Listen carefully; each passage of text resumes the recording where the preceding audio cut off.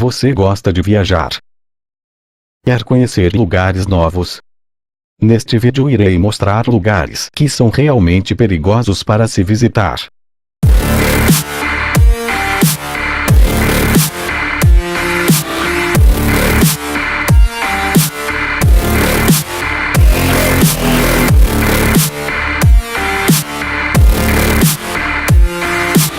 Vale da Morte, nos Estados Unidos. O Vale da Morte não recebe esse nome à toa. Ele é um dos locais mais quentes do planeta, registrando temperaturas que chegam a 56,7 graus. Uma pessoa não conseguiria sobreviver mais do que 14 horas por lá. O Vale da Morte é um vale desértico localizado no leste da Califórnia, ao norte do deserto de Mojave, na fronteira com o deserto da Grande Bacia. É um dos lugares mais quentes do mundo no auge do verão, juntamente com os desertos no Oriente Médio. A bacia de Badwater do Vale da Morte é o ponto de menor altitude na América do Norte, a 86 metros abaixo do nível do mar. Este ponto fica a 136,2 quilômetros a leste-sudeste de Monte Whitney, o ponto mais alto nos Estados Unidos contíguos, com uma altitude de 4.421 metros. Furnace Creek, no Vale da Morte, detém o recorde de temperatura do ar mais alta registrada na Terra a 56,7 graus em 10 de julho de 1913, bem como a maior temperatura natural a nível do solo já registrada na Terra a 93,9 graus em 15 de julho de 1917. Localizado perto da fronteira entre a Califórnia e Nevada, na Grande Bacia, a leste das montanhas de Serra Nevada, o Vale da Morte constitui grande parte do Parque Nacional do Vale da Morte e é a principal característica da Reserva da Biosfera de Deserto de Mojave, Colorado. Está localizado principalmente no condado de Inyo, Califórnia. Ele vai de norte a sul entre a Cordilheira Amargosa, a leste, e a Cordilheira Panamint, a oeste. As montanhas Grapevine e as montanhas Owlshead formam suas fronteiras norte e sul, respectivamente. Possui uma área de cerca de 7.800 km². O ponto mais alto do Vale da Morte é o Pico Telescópio na Cordilheira Panamint, que tem uma elevação de 3.366 metros. Lago Fervente, na Ilha de Dominica. Não pense que você vai encontrar uma piscina natural de águas termais nesse lago. A temperatura registrada nas margens é de 90 graus Celsius e, para agravar ainda mais a situação, as pedras que cercam as águas são muito escorregadias, aumentando o risco de acidentes para os que se atrevem a chegar muito perto. No Parque Nacional de Morne Trois Pitons, localizada numa ilha em Dominica, no Caribe, existe uma área de atividade vulcânica significativa. Localizado dentro dos limites da ilha de 7.000 hectares estão 5 vulcões, dezenas de nascentes e fumaças quentes de um lago grande e famoso. O Lago Fervente de Dominica é uma fumarola inundada, basicamente é uma abertura ou um buraco na crosta da Terra. Ela está cheia de água borbulhante com temperaturas de cerca de 90 graus. A água é aquecida por vapor quente e gases que escapam de lavas derretidas. A superfície do lago é geralmente envolta em uma nuvem de vapor.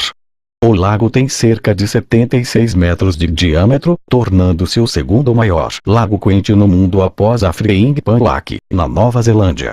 O lago foi avistado pela primeira vez em 1875 por 2 cavalheiros ingleses que estavam trabalhando em Dominica naquele tempo. Mais tarde nesse ano, um botânico do governo e um dos descobridores originais foram encarregados de investigar este fenômeno natural.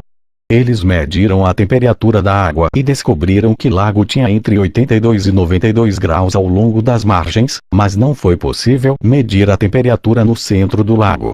Eles estimaram que o lago pode ter cerca de 60 metros de profundidade ou mais. O lago é alimentado por chuvas e 2 pequenas correntes que chegam até a ilha.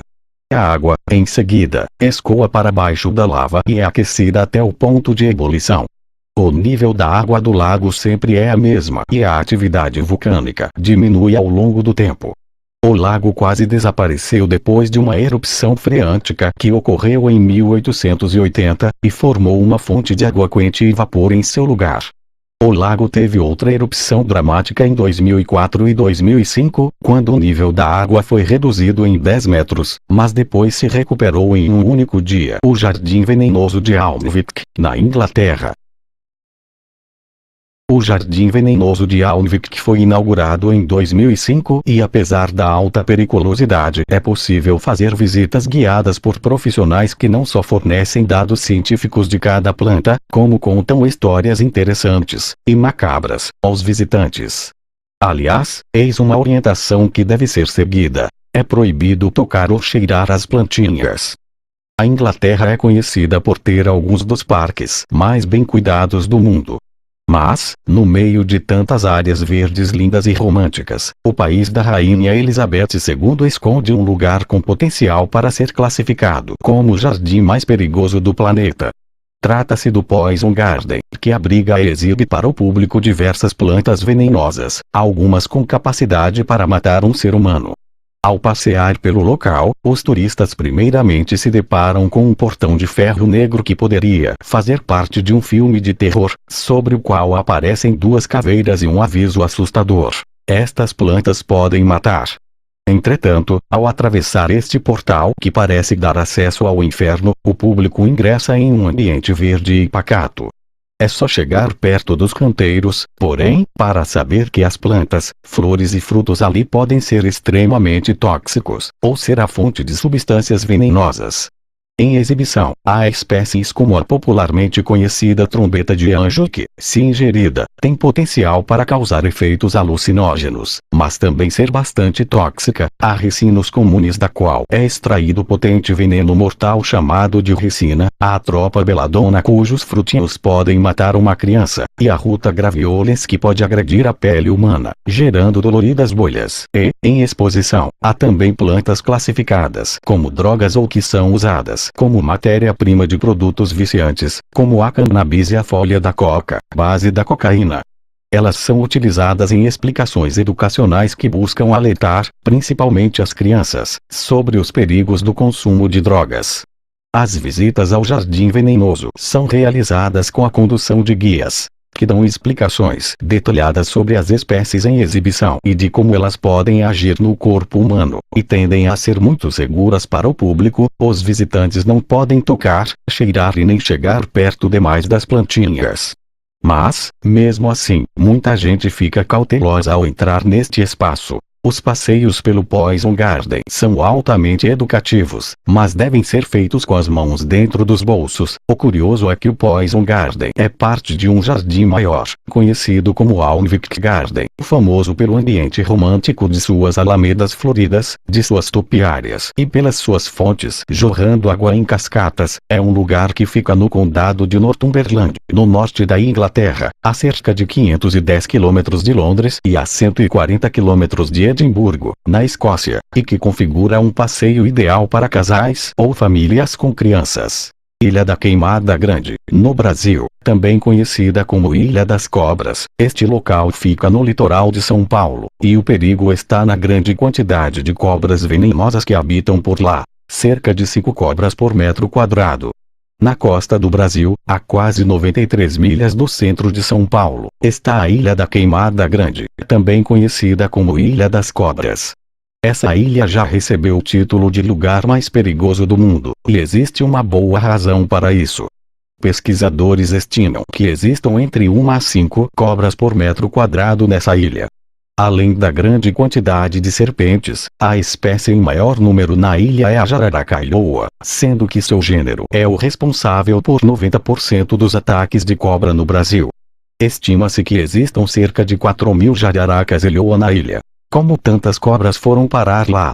Apesar das histórias de que as cobras foram colocadas na ilha por piratas que buscavam proteger seu ouro, a realidade é outra. Essa densa população de cobras evoluiu ao longo de milhares de anos, sem intervenção humana.